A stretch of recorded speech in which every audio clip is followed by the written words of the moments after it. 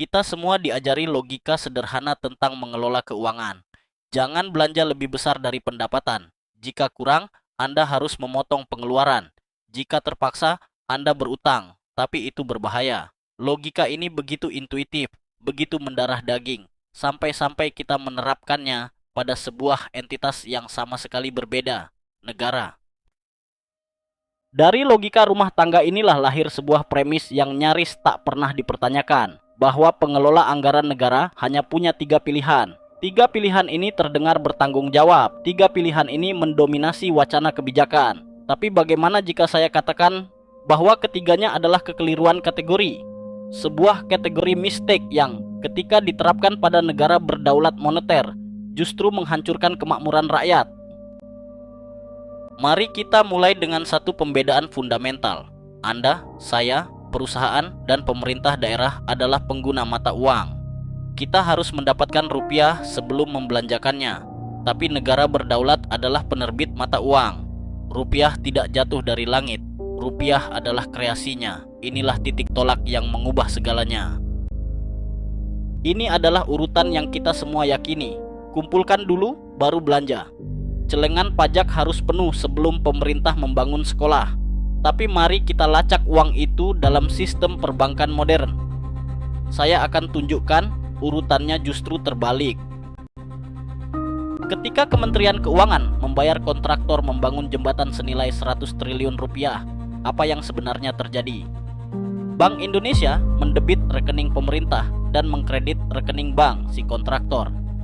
Pada detik itu juga, 100 triliun rupiah baru eksis di alam semesta. Tidak ada kotak pajak yang dibuka, tidak ada setoran yang dicek. Uang itu diciptakan oleh otoritas moneter atas nama negara. Lalu, untuk apa pajak jika bukan untuk mendanai? Perhatikan, setelah uang berputar di ekonomi, membayar gaji, membeli semen, pemerintah memungut pajak. Ketika Anda membayar pajak, saldo rekening Anda turun. Dari perspektif sistem, uang itu tidak disimpan di suatu tempat, uang itu dimusnahkan. Pajak adalah operasi penghancuran daya beli. Lalu apa fungsi ekonomi dari pemusnahan ini? Bayangkan ekonomi sebagai mesin. Jika terlalu banyak uang mengejar terlalu sedikit barang, mesin ini overheating. Namanya inflasi. Pajak adalah rem. Pajak mendinginkan mesin. Jadi, menaikkan pajak bukanlah cara mengisi bensin. Menaikkan pajak adalah cara mengerem, dan menginjak rem justru ketika mesin sedang lesu saat resesi adalah tindakan yang akan mematikan mesin sepenuhnya. Mitos kedua adalah favorit moralis fiskal. Kita harus hidup sesuai kemampuan. Jangan besar pasak daripada tiang. Jika APBN defisit, potong belanja. Sekali lagi, ini adalah logika rumah tangga yang menyesatkan ketika diterapkan pada seluruh negeri. Untuk memahami kenapa, kita harus berkenalan dengan satu hukum akuntansi makro yang tak terbantahkan. Identitas keseimbangan sektoral. Perekonomian terdiri dari 3 sektor: sektor swasta domestik, sektor pemerintah, dan sektor luar negeri. Pengeluaran satu sektor selalu menjadi pendapatan sektor lain. Jumlah saldo ketiganya harus nol. Selalu. Ini bukan ideologi, ini akuntansi. Mari kita masukkan angka Indonesia. Sektor swasta, rumah tangga, UMKM, korporasi secara alamiah ingin menabung. Katakanlah 5% dari produk domestik bruto. Sementara itu, Indonesia adalah pengimpor neto. Rupiah kita mengalir ke luar negeri. Defisit 2% dari PDB. Jika swasta surplus 5% dan luar negeri surplus 2% terhadap kita, maka secara matematis pemerintah harus defisit 7%. Ini bukan kebijakan boros. Ini keniscayaan akuntansi. Defisit pemerintah adalah surplusnya rakyat. Sekarang, apa yang terjadi jika Menteri Keuangan memutuskan berhemat dan memangkas defisit dari 7% menjadi 2%? Lihat bejana swasta. Dari surplus 5% langsung jadi 0. Sektor swasta tidak bisa menabung sama sekali. Dalam dunia nyata, ini berarti pendapatan turun, PHK terjadi, tabungan terkuras, utang swasta melonjak untuk bertahan hidup. Hemat di tingkat negara justru menciptakan kebangkrutan massal di tingkat rakyat. Inilah paradoks penghematan. Ketika Yunani dipaksa berhemat oleh kreditornya, PDB mereka ambruk seperempat. Pengangguran muda melampaui 50% dan rasio utang terhadap PDB, target yang ingin disehatkan itu justru meledak. Karena ketika penyebutnya, PDB, runtuh lebih cepat dari pembilangnya, utang, rasio itu memburuk. Austerity bukan obat. Austerity adalah penyakit yang disamarkan sebagai obat. Akhirnya kita tiba di mitos paling emosional dan paling eksploitatif secara politik, utang. Narasinya selalu sama, negara ini hampir bangkrut. Utangmu adalah beban anak cucumu. Kita kerja hanya untuk bayar bunga.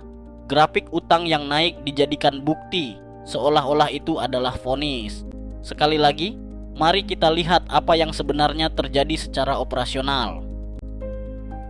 Ketika pemerintah membelanjakan lebih banyak rupiah daripada yang ditariknya lewat pajak, itulah defisit sistem perbankan secara agregat menerima suntikan cadangan. Bank-bank umum kini memiliki kelebihan uang yang diparkir di bank sentral. Uang ini biasanya berbunga sangat rendah, bahkan nol. Ini bukan krisis. Ini konsekuensi mekanis dari defisit. Apa yang kemudian dilakukan pemerintah? Ia menerbitkan surat berharga negara, obligasi, dan menjualnya ke bank. Bank menukarkan cadangannya yang berbunga rendah dengan obligasi yang berbunga lebih tinggi. Pahamilah ini, pemerintah tidak sedang mengumpulkan uang untuk membayar sesuatu. Pemerintah sedang menawarkan aset keuangan alternatif kepada sektor swasta dengan tujuan utama menjaga suku bunga acuan tetap berada di target bank sentral. Ini adalah operasi kebijakan moneter, bukan operasi solvabilitas. Inilah implikasi radikalnya. Membayar bunga atas utang domestik adalah pilihan kebijakan, bukan keharusan alamiah. Jepang membuktikan ini. Utang pemerintah mereka di atas 250% PDB. Tapi Bank Sentral Jepang memegang hampir setengahnya dan suku bunga obligasi pemerintah Jepang nyaris nol selama puluhan tahun. Mereka tidak bangkrut, inflasi mereka justru terlalu rendah. Jadi, ketika kita membayar ratusan triliun bunga utang setiap tahun ke pemegang obligasi, kita sebenarnya sedang membuat pilihan distribusi pendapatan, mentransfer uang dari pembayar pajak ke pemilik modal. Apakah ini berarti utang tidak punya risiko? Tidak, tapi risikonya spesifik. Untuk utang dalam mata uang sendiri, risiko itu bukan gagal bayar, karena bank sentral selalu bisa menyelesaikan pembayaran dalam rupiah. Risiko sebenarnya adalah inflasi, jika belanja yang dibiayai defisit melampaui kapasitas produksi real. Untuk utang dalam valuta asing, itu cerita berbeda. Itulah dosa asal yang harus dihindari. Maka, pertanyaan kebijakan yang tepat bukanlah berapa defisit kita, melainkan apakah defisit ini menyerap kapasitas yang menganggur atau justru menabrak batas produksi dan memicu inflasi. Jika demikian, mandat pengelola fiskal bukanlah menjadi kasir negara yang malam hari tak bisa tidur memikirkan saldo rekening. Mandatnya adalah menjadi arsitek stabilitas makro. Pertanyaannya bergeser dari berapa uang kita menjadi berapa kapasitas real yang menganggur dan bagaimana kita mengaktifkannya tanpa memicu inflasi. 3 fungsi utama pengelola fiskal dalam paradigma yang mencerahkan dan relevan dengan kondisi ekonomi Indonesia adalah: pertama, mobilisasi sumber daya menganggur. Berapa banyak tenaga kerja, pabrik, dan lahan yang tidur? Injeksi fiskal harus diarahkan ke sana, menciptakan lapangan kerja dan output real. Kedua, manajemen stok penyangga. Pemerintah adalah price setter utama. Dengan buffer stok komoditas strategis dan skema jaminan pekerjaan, pemerintah bisa menstabilkan harga tanpa mengandalkan suku bunga. Ketiga, mengelola keseimbangan sektoral. Defisit fiskal harus dijaga pada tingkat yang memungkinkan sektor swasta menabung dan melunasi utangnya, terutama ketika sektor luar negeri terus menyedot rupiah kita. Paradigma yang kita pilih menentukan realitas yang kita ciptakan. Jika kita terus-menerus memperlakukan negara berdaulat seolah-olah ia adalah rumah tangga yang tak berdaya, kita akan terus mendapatkan ekonomi yang lesu, infrastruktur yang mangkrak, dan rakyat yang menganggur. Bukan karena kita miskin, tapi karena kita terkunci dalam doktrin yang keliru. Jika video ini mengubah cara Anda memandang kebijakan fiskal, bagikan. Perdebatan ini terlalu penting untuk hanya disimpan di ruang kuliah. Sampai jumpa di video berikutnya.